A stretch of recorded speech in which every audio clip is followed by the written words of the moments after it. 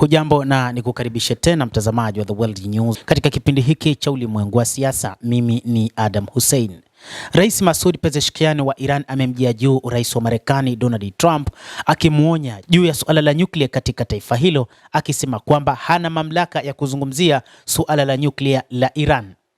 Wakati tarehe ya mwisho kusitisha mapigano ikikaribia, Rais Masoud Pezeshkian anasema rais wa Marekani Donald Trump hawezi kuinyima Iran haki zake za nyuklia.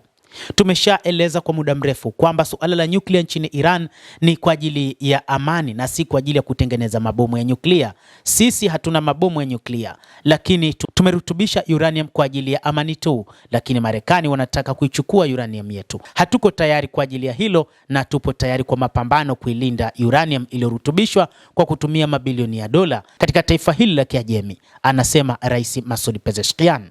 Rais wa Marekani Donald Trump hana uhalali wa kunyima Iran haki yake ya nyuklia. Shirika la habari la wanafunzi wa Iran limemnukuu rais wa Iran Masoud Pezeshkian akisema huku Washington na Tehran zikiendelea kukabiliana na kutoelewana. Trump anasema Iran haiwezi kutumia haki zake za nyuklia. Yeye ni nani hata kulinyima taifa haki zake? Pezeshkian amenukuliwa akisema. Maoni hayo yanakuja huku kukiwa na kukaribia kumalizika kwa usitishaji wa mapigano kwa muda wa siku ya Jumatano na kuendelea kwa mivutano kati ya Marekani na Iran kuhusu masuala muhimu ambayo yamechochea mzozo huo. Kulingana na ripoti, maeneo makuu ya mzozo yanasalia ni nia ya Iran ya nyuklia na eneo la mlango wa bahari wa Hormuz. Ndio mambo ambayo wakati huu yanazidisha mzozo huo kati ya Marekani na Iran. Marekani haitaki kuondoa wanajeshi wake waliozingira eneo hilo la mlango wa bahari wa Hormuz, kwamba wa Iran wasiweze kutumia bandari zake kuuza mafuta, na mpango wao ni kuinyima Iran wasipate fedha kwa ajili ya kuendeshea maisha yao ya kawaida.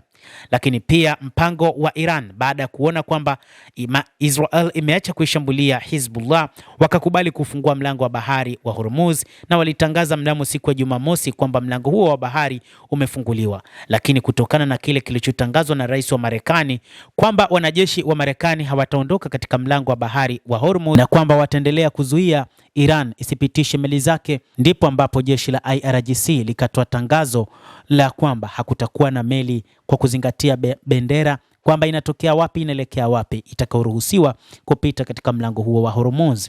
Lakini jambo kubwa ambalo wakati huu nalo ni mjadala mzito hata katika mazungumzo, kuna uwezekano kusipatikane makubaliano, ni juu ya suala la nyuklia, ambapo Iran imesema haipo tayari kuondoa nyuklia yake kuipeleka nchini Marekani, huku wa Marekani wakisema wanataka nyuklia hiyo ipelekwe katika taifa hilo la Marekani, na ni kwa kushirikiana na serikali ya Marekani na Iran.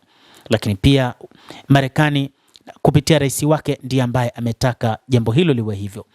Na kwa taarifa ambayo imetolewa na Warusi, wamesema wao wapo tayari, na kama walivyofanya mwaka 2015 watafanya hivyo hivyo, wataweza kuihamisha uranium ya Iran. Lakini pia Marekani imekataa mpango huo. Iran pia ilitoa wito kwamba inaweza ikaacha kurutubisha uranium kwa miaka 5, lakini Marekani iligoma ikisema labda iwe miaka 20, jambo ambalo kwa wa Iran halitawezekana.